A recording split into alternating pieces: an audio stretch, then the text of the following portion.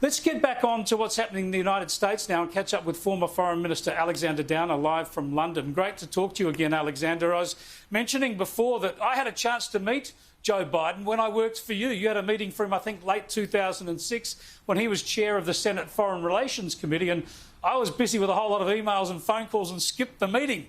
I would have liked to have met him. Now, tell us about your thoughts of him. He's very much an establishment figure, an orthodox player in foreign policy, surely.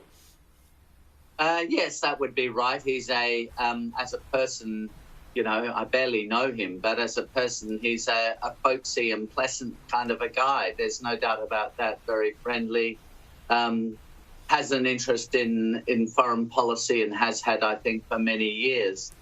But of course, he's in a completely different position now as the commander-in-chief, of course, he's the president-elect, but the soon-to-be president of the United States. So he will have to develop his own policy.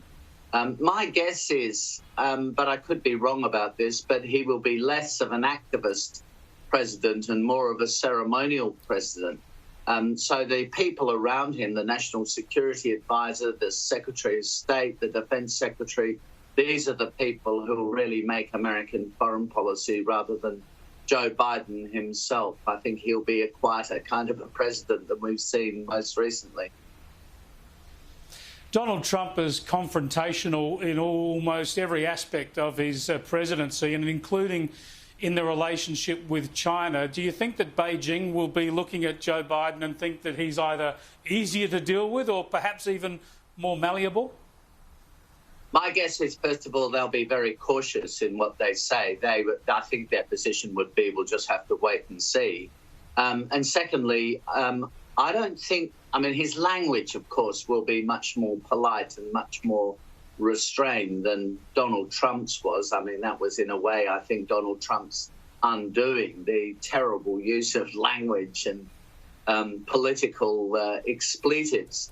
But in terms of approach to China, I think a Biden administration's approach would, in fact, be very similar. The Democrats, like the Republicans, regard China as a strategic rival, and that's the expression they use, or strategic competitor.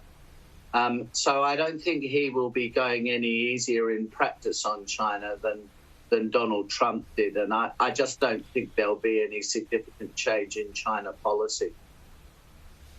Now, what about Donald Trump? Of course, he's got legal rights to exercise when it comes to the ballot and counting and arrangements in various states. As you know, the arrangements change dramatically from state to state, even from county to county. But at what point does he have to recognise that he has lost the election and that he needs to concede defeat, give that loser's consent upon which democracy hinges? Yeah, now is the time. I mean, he is once more overreaching, and he should just accept that. I mean, he clearly isn't going to win the election. Clearly, those millions of mail-in votes are not going to be discounted. So he just has to accept the inevitable.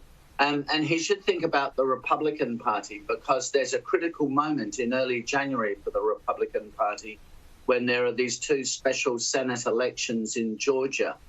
And given the numbers, if the Republicans lose those two seats in Georgia, then the Senate will be 50-50 with the Vice President Kamala Harris having the casting vote. So in effect, that will give the Democrats control of the Senate. So the Republicans have to win one of those two seats in the Senate in Georgia on, I think I might be wrong, but I think it's on the 5th of January. And the more Donald Trump refuses to leave the White House and continues this charade that is going on at the moment, the more damage he'll do to the Republican Party overall, and risk them losing control of the Senate. So he needs to think that through. He does indeed. Thanks so much for joining us again, Alexander. It's a pleasure, Chris. Alexander Downer there, live from London. He says the time for Donald Trump to resign, to concede, is now.